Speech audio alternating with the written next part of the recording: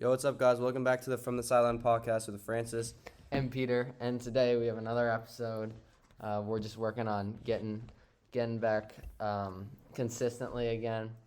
And then today we're going to talk about the NFL mainly for the majority of this pod.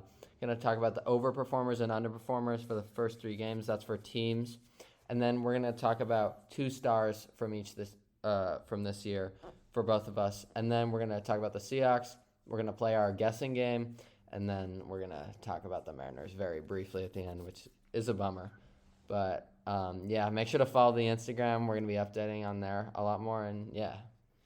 Thanks for listening. Make sure to listen to the whole episode and other episodes that we're going to post later. And make sure to follow. So we're going to start off with the Seahawks. A very dominant win against the Dolphins, 24-3, 17-3 in the first quarter. And, yeah, the defense held them to 3 points. I know they had Skylar Thompson starting at quarterback. He looked really bad, but you got to give credit to the defense. They have Devon Achane, who's one of the best running backs in the league. He's one of the youngest, most explosive running backs in the league. They have two of the fastest, most elite wide receivers in the league, Tyreek Hill and Jalen Waddle, and we were able to hold them both to combined under like 70 yards. Hold them to 3 points, and they wouldn't even got those 3 points if Geno didn't throw that end zone interception. And we still held them on the goal line. Like 3 times we've held them on the goal line in that game. It's a testament to our defense. Mike MacDonald's doing a great job over there. And, yeah, the pass defense looks great. The run defense looks better. And even without Leonard Williams and Byron Murphy, they both went out in the first quarter, and we were still able to hold it down in the trenches is just really good for us. Yeah, the defense and the defensive coaching, especially with Mike MacDonald, has just been absolutely amazing so far. As Francis said, we should have given up 0 points in that game, that stupid interception that Geno threw. And then even in the Patriots game, we gave them the ball so much. We gave them so many chances, and they only put up 21 points, and a lot of those could have been reversed, could have gone our way. But we haven't talked about that Patriots game yet. It wasn't as close as we would have liked to the Broncos game or the Dolphins game. It wasn't dominating, and we barely snuck by. But they've proved so far that they can win games. They beat the Bengals week 1, and Brissett, he's always going to get you probably around 7 wins as a starting quarterback, so you can't ever underestimate them. And it wasn't a great game for us. We didn't play that well, but we were still able to hold on, and that's all that matters, really. The defense has been carrying us, and the play calling especially has been amazing on offense. With Ryan Grubb, he's found a way to utilize DK that I don't think Schottenheimer and Waldron were even close to using. He's just found him open on so many deep balls, and he's Geno's first read. It's just been absolutely brilliant, and it reminds me so specifically of the Huskies play calling last year. They're able to spread the ball out, and they're able to get people wide open deep, which is just really something we've been missing the last couple of years. So it's been a really great first 3 weeks, and hopefully we can keep it up. Yeah, I hope this is sustainable. We got a real test against the Lions, one of the best run defenses in the league. Even though we have Kenneth Walker back, I don't know how we're going to perform in the run game. Charbonnet looked amazing last game. He didn't look amazing against the Patriots. He looked explosive and shifty against the Dolphins. And yeah, he was a great backup running back to sub in there. And Kenny McIntosh got some carries as well, and he looks good. He was the preseason hero, and also just like the fact that our defense got no turnovers and still held them to 3 points is also insane to me. It was all just turnover on downs or punts, which is like you don't see that in the NFL. You don't see that by any NFL defense ever. Like I haven't seen that since maybe the Legion of Boom, and this is the Legion of Boom 2.0. We're a super young team right now, but we have enough veterans on the team. Like we have Geno, we have Rayshon Jenkins. We have good veterans on the team, but also young guys that are elite. Like 2 of our most elite players on our team are 2 cornerbacks, Devin Witherspoon and Tariq Woolen, have looked amazing. Tariq Woolen is looking like one of the best cornerbacks in the league right now. He's back after a not-so-great season last year. He's just been absolutely locked down so far. And that's going to be super crucial going forward, as we've been just able to completely shut down teams' top 2 receivers, which is way more important than just having one ace cornerback one. So if we can even keep that up to any extent, that would be absolutely crucial for our team, and that would kind of catapult us into the top of the NFC, and even potentially, I don't want to say it, but Yeah. if you have 2 elite cornerbacks, you're a Super Bowl contender. There's still, I don't know if there's still questions about Geno, but I still have, a couple questions for Geno. And I think this Lions game will really show if Geno is the guy for us, if he can lead us to, maybe, playoffs and Super Bowl. Hopeful, maybe. I mean, probably not, but we'll see if Geno is that guy. We'll see if our defense is really like that. Our run defense is rated really highly right now, but I'm still not convinced. And the Lions have one of the best run games in the league. 2 elite running backs, Jahmyr Gibbs and David Montgomery. It's going to be a really hard battle. I think it's going to be a high-scoring game. We always have really good games against the Lions, but last 2 times we have come out on top on those high-scoring shootouts. So hopefully we can be 3-0, and we can be 4-0 in the season and 3-0 with the last 3 games with the Lions. But yeah, this Lions game is really going to show if the Seahawks are really this elite or not. So now we're going to move on to our underperformers and overperformers of the season. So my first overperformer is going to be the Saints. They had that insane, are they 3-0 or they're 2-1? They're 2-1, right? They They just lost. They had that insane blowout against the Cowboys, and, was it not the Cowboys? Yeah, it was. Okay. And Kamara is that guy. He's always been that guy. He was hated on for last season and when he was injured and he was suspended. But they also blew out the Panthers, but that's not really that hard. But 2 blowout wins. I just don't think Derek Carr is a sustainable cornerback for an elite team. The defense looks solid, but I've seen the Saints defense like this time and time again, and I think they're just overhyped again. And Kamara is the only bright spot on their team, really. Chris Olave, I think, is really good too. But I just don't think Derek Carr is a good enough quarterback to lead this team to what people think they are.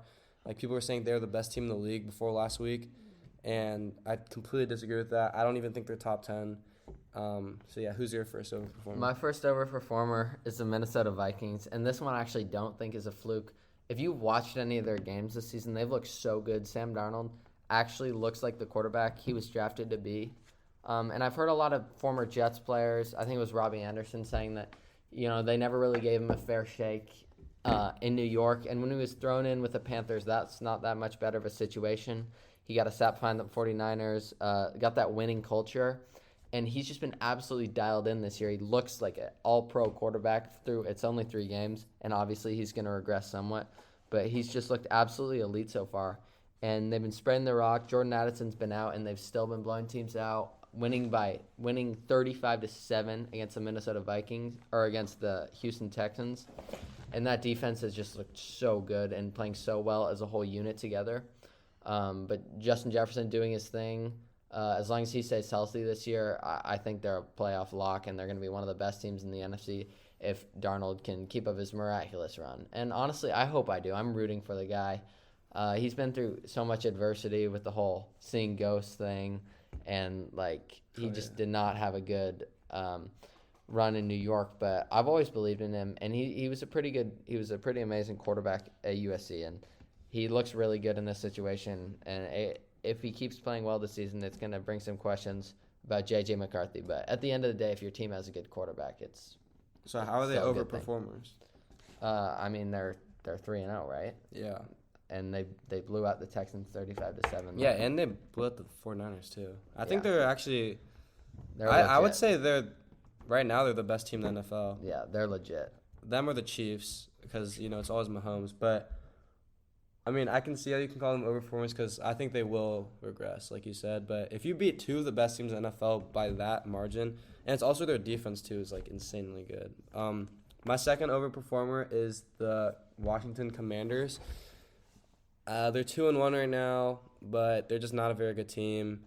Their defense actually looks better, but not great. And Jaden Daniels, he's having a great start. His first game wasn't very good, but it was his debut game as a rookie for the Commanders, and that was kind of expected. But he looked amazing the past 2 games.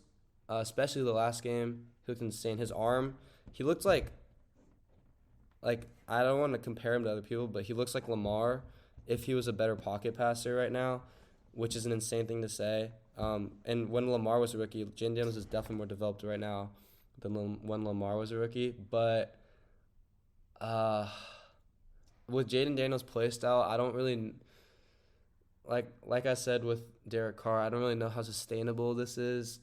And like Peter said, you can't really be a winning team unless you have a great quarterback.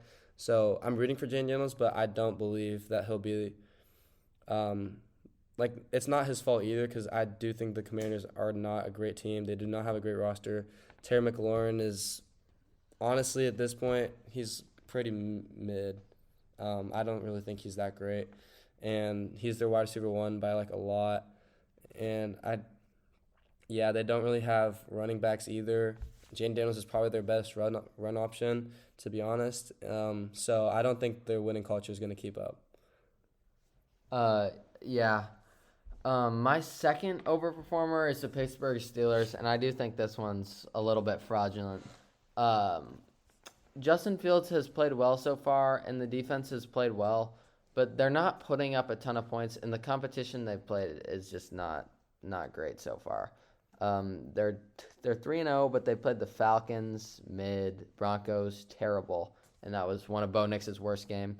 And they won those two both by one score, and then they won 20-10 against the Chargers last week, which I'll give them. I didn't think was going to happen, but Justin Herbert got hurt, and they've kind of had the luck of the draw. They're 3-0, and Fields has looked better than he has in the past, but Pickens hasn't had a great year by any means, and Joey Porter Jr. has looked kind of like the same as last year when a lot of people expected him to make a big jump as a cornerback, maybe jump into that top 10. And they're not that great of a football team. And when you don't have a good offense and when you don't have weapons on offense, which they have maybe one, that being George Pickens, who's not really being used in the way he should be used, it's not going to work out for them in the long term. It's not consistent at all. Najee Harris, Jalen Warren, I don't like that backfield, and you need to have a good run game to compensate for not having the best wide receivers, which they don't have the best wide receivers, and they don't have the best running game. So they've been relying a lot on luck so far, and I think it's going to dry out for them. Okay, now moving on to the underperformers. My first one, I have two pretty cold takes here, but my first one is going to be the Bengals. They're 0-3 right now. Very surprising to a lot of people. Week 1 loss against the Patriots, and then, they've just had some not so very hard games. But, yeah, the Bengals, I think, I can't hop off the Joe Burrow fan train. I believe, and I'm sticking with it, that he is a top 3 quarterback in the NFL. Him, Allen, and Mahomes. I think he's better than Lamar. I think he's better than any other guy you throw at me. I still believe in Joe Burrow. We saw what he did to get to the Bengals to the Super Bowl in the AFC, beating Mahomes out. That's not something that any quarterback can do. Jamar Chase is a top 5 wide receiver in this NFL. And I know they don't have a really great running game right now, so they have Zach Moss as their RB1 and then Chase Brown, RB2. But, with an elite quarterback, that shouldn't really matter. They should be winning games, and I know they're going to bounce back. They have an easy matchup this week. Their defense is meh right now, but the Bengals should be winning games. With Joe Burrow behind center, they should be winning. They should go on a little run here, and I do think they are going to make the playoffs. If they lose this week, it's over for them. And I'll just take responsibility and say I was wrong. But the Bengals, I know they're going to do better. So my first underperformer is the San Francisco 49ers. Well, listen, they haven't had the best luck. CMC's out, and he is their best player. I don't care what anyone says. He's basically the most instrumental piece of their whole offense. Debo's been hurt. They've had people missing. Even when we saw there was no CMC week 1, Jordan Mason filled in pretty nicely when they still had Debo, and they use him so much in that run game, and it's super effective. But they've been losing 1-score games. They lost by 3 points to the Rams. Again, they most certainly should have won. They lost by 6 points to the Vikings, which have been playing like one of the best teams in the NFL. So they very well could be 3-0 right now. So I definitely don't think it's time to hit the panic button on this one. And once CMC's back, I think they're still one of the best teams in the NFL. And they're the same team that went to the Super Bowl last year. So you definitely can't knock them. But they just need to stay away from the injury bug and just hope that those two get better. My second underperformer is the Baltimore Ravens. Yeah, they haven't really been winning, and Lamar came off his second MVP season, so it's not really expected, but there's a lot of pressure on them, and Mike MacDonald, they're having to learn with a new defensive coordinator. Their defense has not been looking as good. Their secondary is kind of in shambles right now, but, I mean, you can't really recover from – I mean, we're grateful to have Mike MacDonald as our head coach now, but for the Ravens, it's detrimental for their defense, and it just hasn't looked that great. Lamar hasn't looked amazing. The first game, the Thursday Night Football Week 1 matchup against the Chiefs, obviously it's the Chiefs. It's a very hard matchup, but they easily could have and probably should have won that matchup. Mahomes was making a lot of mistakes, and Lamar was just not accurate in the pocket.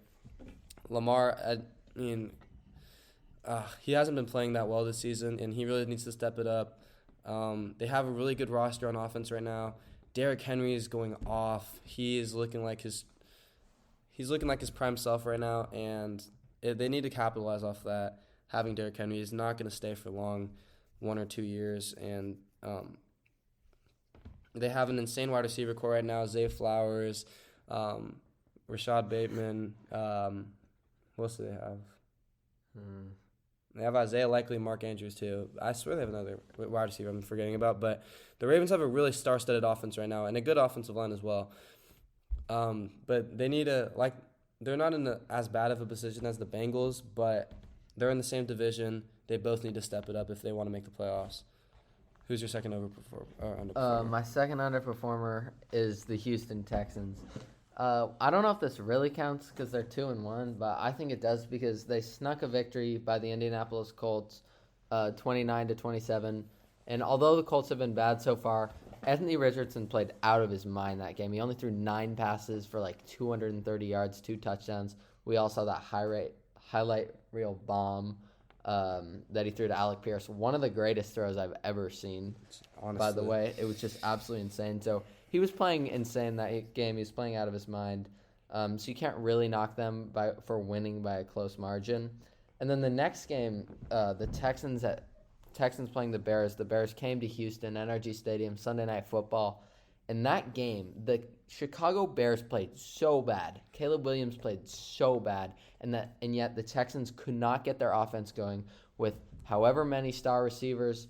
However, they have Joe Mixon, and they still couldn't do anything at all on offense. They won 19-13, just an absolute horrible game for anybody who watched. So that kind of concerned me a little.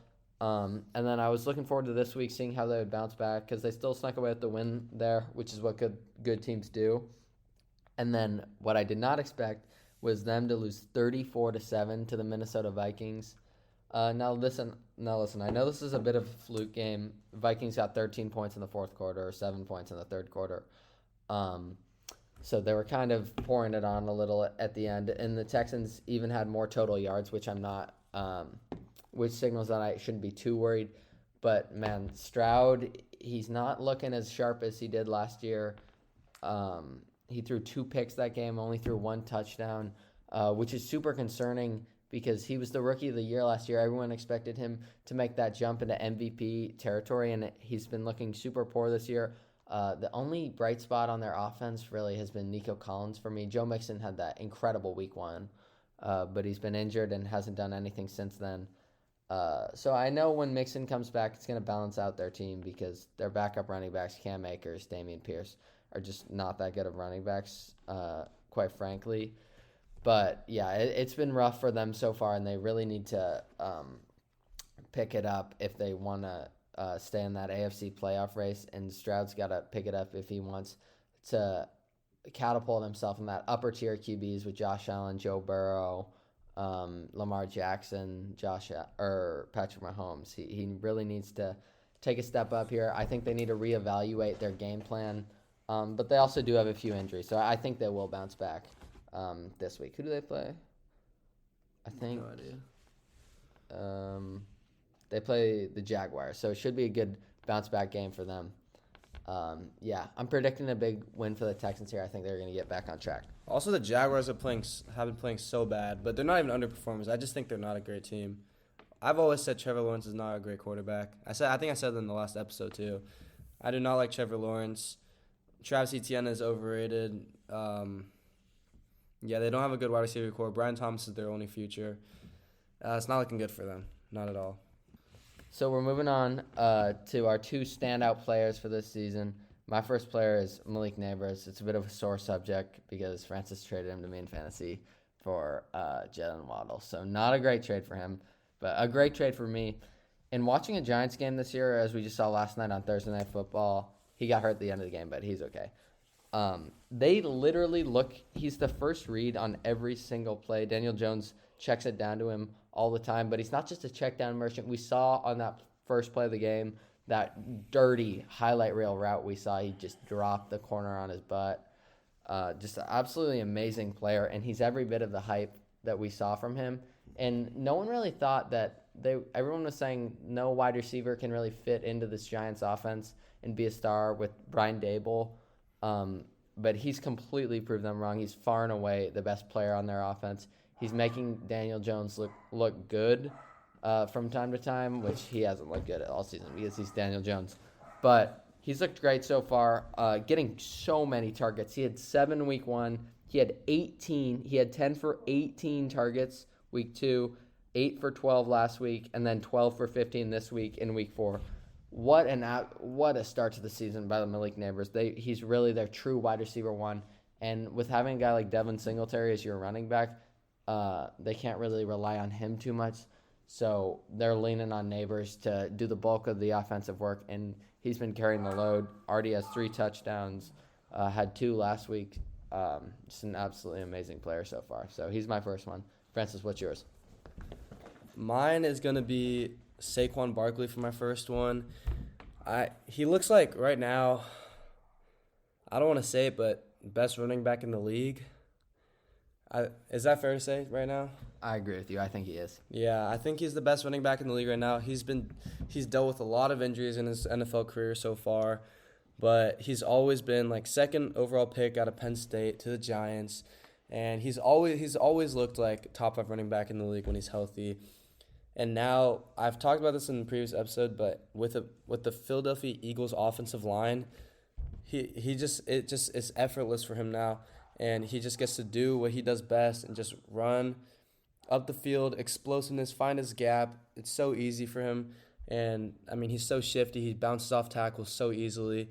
And he's performing right now this season as the best running back in the league, fantasy-wise and, like, actual game-wise. Saquon is something different. Running backs are becoming this season, running backs are performing, like, they're actually really valuable right now. Like, in the past couple of seasons, running backs have been looked at as a not very valuable position and, not really like franchise players or stuff like that. And people put wide receivers above them. But, I mean, with this new culture right now, running backs are looking like the most valuable position in the NFL right now, with some running backs performing insanely well, like Saquon Barkley, and just kind of carrying the Philadelphia Eagles offense right now. If it wasn't for him, they definitely I think they might even be 0-3. I don't really like their passing game right now, but Saquon Barkley has been looking really good. Who's your second guy, Peter? My second guy is J.K. Dobbins. Now, he didn't have a great week last week, but the first 2 weeks he was absolutely amazing. He was in conversation with Saquon for the best running back in the NFL through those 2 weeks, and I think he's going to bounce back because the Chargers were playing offense from behind that whole game, so they had to throw it a lot. But Dobbins, we saw how much potential he had that first season in Baltimore. Then he got hurt. Then he played about half the season. Then he got hurt again. Then he got hurt again last year. So this is really his first full season back in a long, long time. And he's just looked absolutely amazing. We knew he was an elite prospect coming out of college, coming out of Ohio State. That place just breeds running backs. And then everyone kind of forgot about him. He signed with the Chargers kind of on the low. It was between him and Gus Edwards. And he just completely blew Gus Edwards out of the water, getting so many yards per carry, and just looks absolutely explosive coming off those 2 injuries, which is super impressive. And I think having a guy like him for the Chargers offense with Justin Herbert is really going to help them a lot.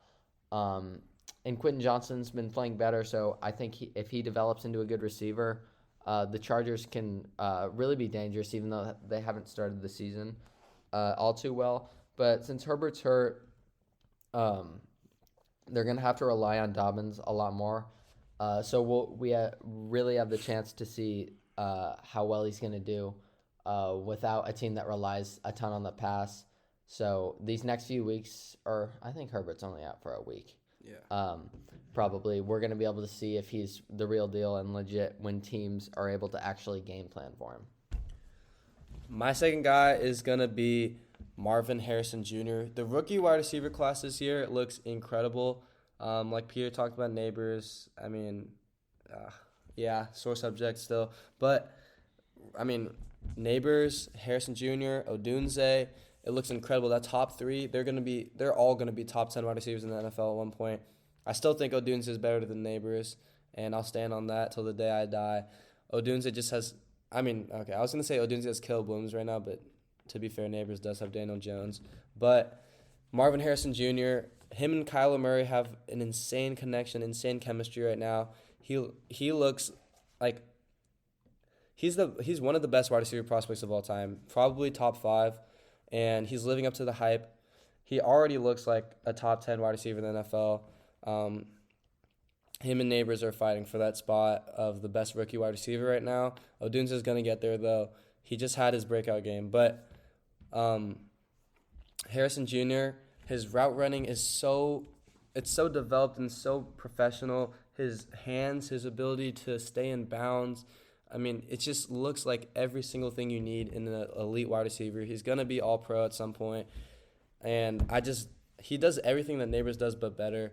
I'm kind of sounding like a Neighbors hater, but, I mean, Marvin Harrison Jr. I think he's going to be the best wide receiver in the NFL one day. And I think that day is coming pretty soon. I would say probably like 4 or 5 seasons. But he's going to be competing with Justin Jefferson very soon for that title. But, yeah, Marvin Harrison Jr., rookie debut so far, first 3 games, has looked absolutely incredible. This Arizona Cardinals team was absolute dookie last year. Their defense is still pretty bad, but they're winning games. Their offense looks incredible. Kyler Murray looks like a top 7 quarterback in the NFL right now, and I've always been a Kyler fan. I think he's really spectacular, and they don't really have much help on offense. Like, James Conner does well, but he's not an elite running back, and you can't really depend on him to win you games. They have Trey McBride, who actually has been a bright spot for them this season, and, yeah, besides that, Michael Wilson looked good last year, like Greg Dortch, but those are not names that, that's Greg Dortch. Those are like role player guys. Like those would both be bench guys on the Seahawks, maybe even practice squad. So Marvin Harrison Jr. really holding it down for that wide receiver core. Now we're gonna do our game. What's the points looking like right now total? I'm winning. Yeah, you're winning. I think I had 3 last week, and then you had 4, and then I got my lock wrong. You got your lock wrong, and then I got 1 underdog wrong. So I have 2, and I think you have 4 still. Okay. For my lock, I'm taking the Bengals over the Panthers. Like I said, the Bengals are underperforming. This is their bounce back week. Easy opponent against the Panthers. It's just no way the Panthers are really this good. Andy Dalton is not this good of a quarterback. It was just, I don't know, give their fans a little hope. But it's not going to happen. I'm sorry. The Bengals are a much better team. 4.5-point spread. I'm taking the Bengals as my lock to win this game with the Panthers. My lock is the 49ers over the Patriots. They're a -10 favorite, which I think is a little high. But I still think this is a lock. Jordan Mason, I feel like he's going to have a good game. They're going to get up to an early lead, and then I think they're just going to pound it on the ground. Juwan Jennings has looked good. And then I think Ayuk might actually have a good game this time. So, yeah, I think this is as close to a lock as you can get. And since my lock lost last week, I really need this one to hit. My underdog is going to be the Falcons over the Saints. Also, like I said, the Saints are overperforming this season, and I know Kirk Cousins is a great quarterback. On the Vikings, I was a huge Kirk supporter. I really liked his game, and I always thought of him as a top 10 quarterback kind of guy. And I know he's been underperforming this season, but I know he still has it in him. I know he's a competitor, and he needs to turn it up, and this is the game to turn it up on. Division rivals, a team that's been overperforming, he needs to shut them up, and this is the game to do it. I mean, they have a talented offense. Kyle Pitts is just not living up to his name, but I mean, he's still very talented. Drake London, Darnell Mooney, and then a great defense. So come on, Falcons, you got to pull this one out. My underdog is the Seahawks over the Lions. As long as the Seahawks are an underdog, I'm going to pick them, and I genuinely do think they're going to win this game. The Lions, well, we've already talked quite a bit about the Seahawks, but the Lions, man, I feel like we're going to be able to stop their passing attack. They do have that two-headed dragon running back duo, but I think we should be able to stop them, although we are missing Byron Murphy and a few guys on the D-line. But I think the offense is just going to overpower that defense, and maybe Jared Goff throws a few picks. As long as we force some turnovers, I think we have a pretty good chance of winning this game. And then my spread is going to be the Cardinals over the Commanders, 3.5-point spread for the Cardinals' favor. Also, like I said, man, all three of my picks have my underperformers and overperformers on it. Commanders are overperforming. They're not as good of a team, and the Cardinals are a great team. I already hyped up Marvin Harrison Jr. and the Cardinals' offense. They're going to destroy the Commanders' defense. They're going to crush the spread, I think. They're going to win by double digits. And Jaden Daniels is not going to have that same performance against the Cardinals' defense. So, yeah, I'm easily smashing the spread. My spread pick actually contrasts to Francis's. I have the Saints over the Falcons. I think Kirk's washed, honestly. We talked about it a little last episode, debating whether they should start Penix, sort of in the future, really, not right now. But the Saints have just looked so good, and they got pretty unlucky last week. Rashid Shaheed dropped a deep bomb, which they've been throwing to him every game. So I think they have a good chance at winning this football game, and they're covering the points. I think it's -3. I'm not quite sure about that. But if they win, I do think it's more than that. I think they win by like 6 points or a touchdown or maybe even 2 scores because they have been blowing their opponents out. Like if they win 44-19 over the Dallas Cowboys, they should absolutely demolish the Atlanta Falcons. So that's my spread pick. Okay, finally we're going to wrap it up with a brief Mariners talk. Season's over. Are we officially out? Yeah, we are. We are? I don't really want to talk about it. Julio picked it up at the end of the season, but it was just not enough. A little too late. Super disappointing. A lot of big changes need to happen in the offseason, especially with management. I think Dipoto needs to go. I don't think they're going to do it this season, but I think he needs to go. And we need to actually sign a big player instead of getting these players that batted or had like an 800 OPS for 1 year and then come back to our team and suck, like Mitch Garver, a 160 average, and he played the entire season. So what? He had like not that bad of an OPS. He was absolutely horrible. One of the worst hitting players in the entirety of MLB this season.